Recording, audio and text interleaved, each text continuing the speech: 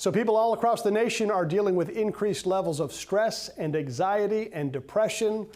Is that happening here in San Diego as well? Joining us now to talk a little bit more about it is the CEO of Jackson House, Dr. Bruce Figuered. Doctor, good to see you. Thanks for coming by. Good to see you. Thanks for having me. Appreciate it. Yeah, I mean, I think it unfortunately doesn't come as a surprise. It seems like we are seeing more and more people. They're depressed, they're stressed out, maybe some are suicidal. What's happening? Why is this happening? Yeah, I mean, there's a lot of reasons why, it could be happening. I mean, we can point to the after effects of the pandemic and lockdowns and then also, some societal changes, like in terms of how people cope and more isolation with people. I mean, people between the ages of 18 and 28 report alarming levels of loneliness, which contribute to depression. So in the context of all of those things sort of happening together, I think that, people are more prone to have panic attacks, anxiety attacks, and then, the ways in which people cope with those things may not always be healthy, right? I mean, so isolating more,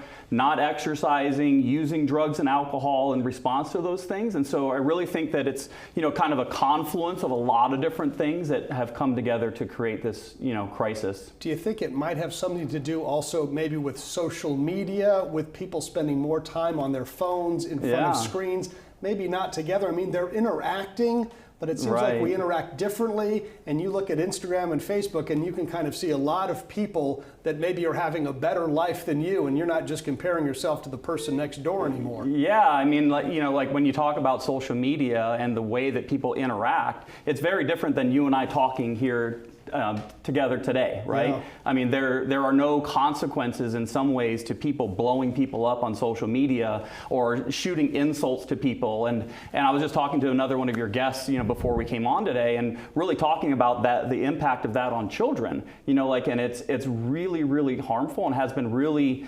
detrimental to people's self-esteem. There's higher rates of depression, higher rates of anxiety, just as we talked about. Yeah. What are the signs that maybe you could look inward and say, gee, maybe I do have an issue, or maybe some loved ones might say, oh boy, I'm seeing this, this, and this, and maybe we've got something we got to talk about? Yeah, I mean, you look at, what I usually look at is I ask people, what are some of the consequences that you might be experiencing, with your spouse or your loved one or your partner, or with your children, or with work, or with your finances, and so when we have problems with depression, or we have a mental health problem, or we have problems with addiction, what happens is we experience these consequences, and the consequences that people start to have in their lives point to the fact that there's a problem and that you might need to get help. So, okay, then what can you do to get help? Absolutely. So the first step is to admit that there is an issue, and there's a saying that if something doesn't change, or if nothing changes, or nothing changes if something doesn't change, is how the saying goes. So